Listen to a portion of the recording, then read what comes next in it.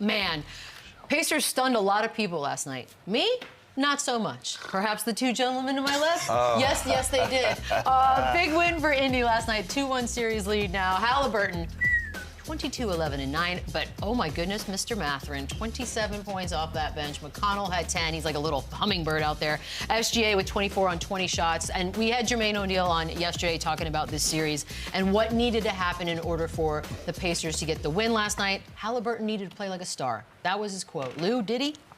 I felt like he did. And watching that game last night, I came to the realization we have to start loving and respecting Tyrese Haliburton for who he is versus who we want him to be, right? Like, this is who he is. He's a facilitator.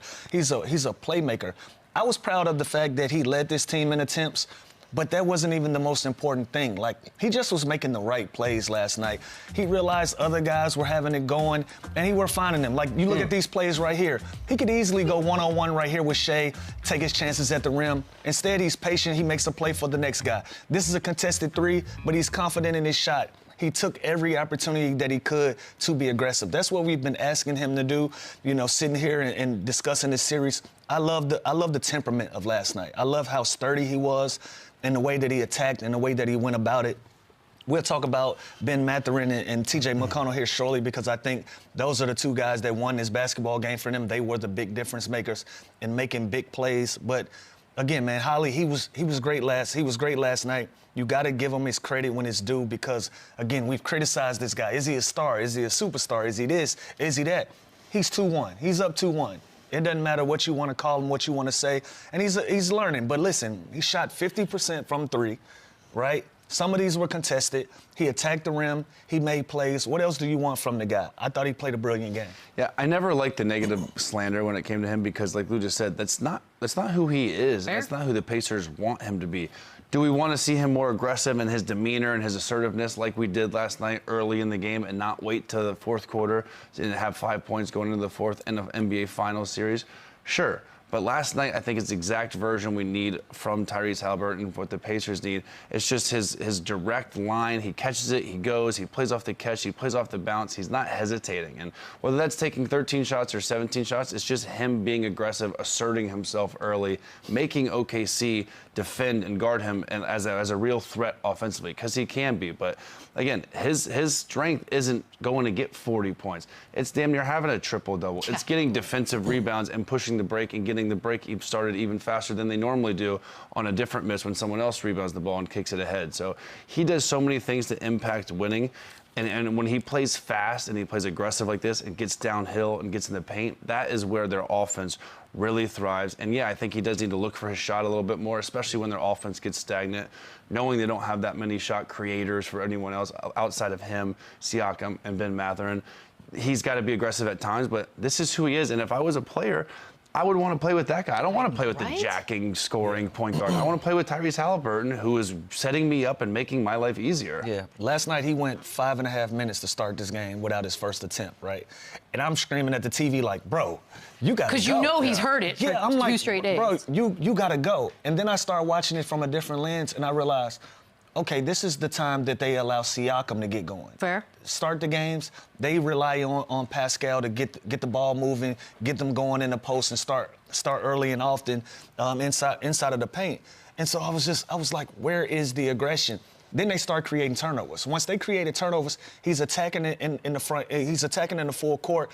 But he was passing in it, and I still was upset. I'm like, bro, finish some of these. But it ended up working in the end, because now you look at 5, 6 different guys in double figures. He was the one that was making the plays and making sure those guys that those guys had a rhythm that he created for them. And then after that, he began to get going, and now teams had to play him. They had to play him honest on the offensive end. Yeah, and again, we can nitpick the shot attempts. It's just the aggression. Sure. It's just him being a threat, making this great defensive team guard him as he can go off for 30 points, 35 points. You just have to always be a threat. And again, when he plays fast, when he plays off the catch, when he doesn't hesitate, there's such a better offense, and he's so much more effective on the offensive end. And I love when he gets the defensive rebound. He's a big guard. He can get defensive rebounds and push the break and start the break and make this team even faster. And they're one of the fastest teams in the league. Oh, my goodness, yeah. That is his value.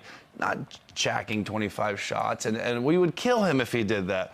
Now all of a sudden it's a problem that he's a pure point guard. Like, it's ridiculous. I think you're just not used to seeing it lately. Yeah. It's just been different. Yeah. And he still found a way to lead them in field goal attempts. Yeah. Like, so as much as they want it. He's their best player. He should most nights, but that's not necessarily his not who strength. he is. Yeah. But also how we define best player needs to also be, there's a nuance involved with Tyrese Haliburton's game, I think, that's not just a stat line read, as you normally possibly would, but the bench last night, the two benches, 49-18 and outscoring by the Pacers of the bench of OKC. Chandler, that's a hard one. That's a hard stat to look at if you're OKC. Yeah, and as much credit we give to OKC and how deep they are, they got completely demolished last night in production and points. It was the bench and defense last night for Indiana. Look at the defense. They had 13 steals, 11 blocks, and they forced 17 turnovers of a team that usually takes care of the ball. SGA had 6 turnovers last night. We'll get to him. He was extremely sloppy. He looked tired last night. But that is credit to the Indiana Pacers defense and how hard they played.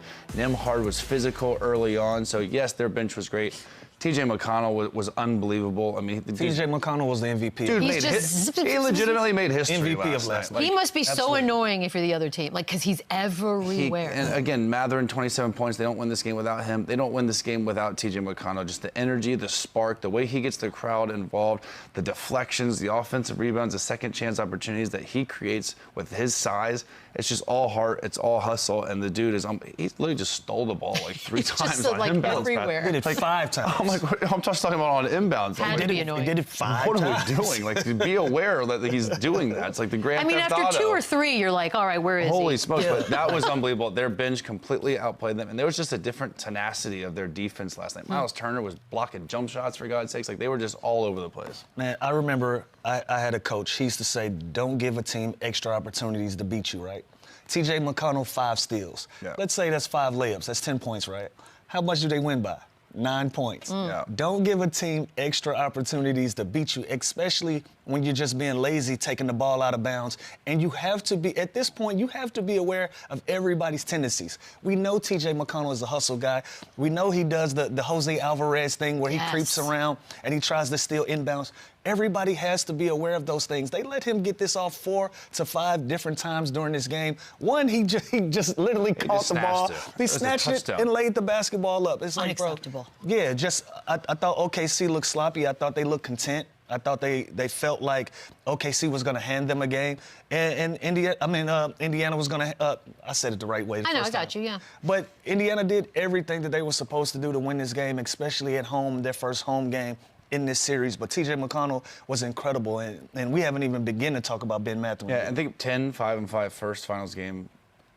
Off a bench player making history. All the other guys only guy that's made it to the finals from the Sixers process. And what's unbelievable Shut up. Is he the only process success story? He's the only process success story. Make a shirt. And this is the story of the Indiana Pacers, right? It's not, is Tyrese Haliburton a superstar? It's not who should have won the conference MVP. It is this collective team that plays hard as hell, that defends, that are buying into Rick Carlisle's scout. They are trusting him, and they're just playing the right way, and it's working. Everyone knows they're not as talented as Oklahoma City Thunder. Everybody wrote this team off. No one thought they'd be here, and they just keep proving everybody wrong. They keep continuing to play hard. When they're down 20, their demeanor doesn't change. They're resilient. And last night, they looked like if I didn't know anything, if I didn't watch any basketball this season, and I watched that game last night, I'm saying that team is way better. They play way harder, which is crazy at this point in the season. Some of us say that already. It's weird. OKC in 6. No, it's not. It's not. And by the way, it's going 7. It's going 7. You know it's going 7, and you know why it's going 7. Yeah. It's Chandler's fault. Or you can credit him if you want.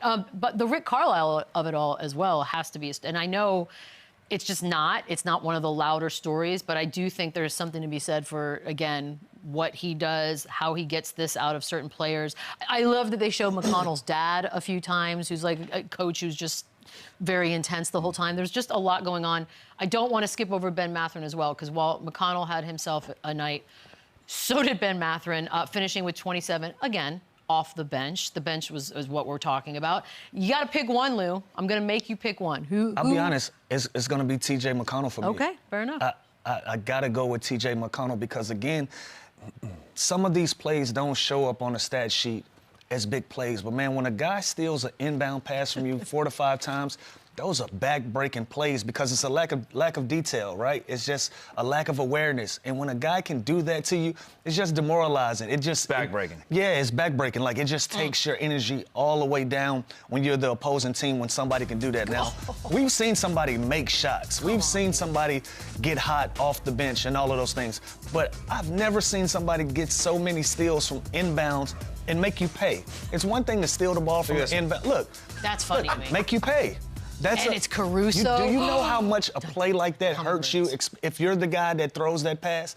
That is a back-breaking play. So I got to give it to T.J. McConnell and the impact that he had last night.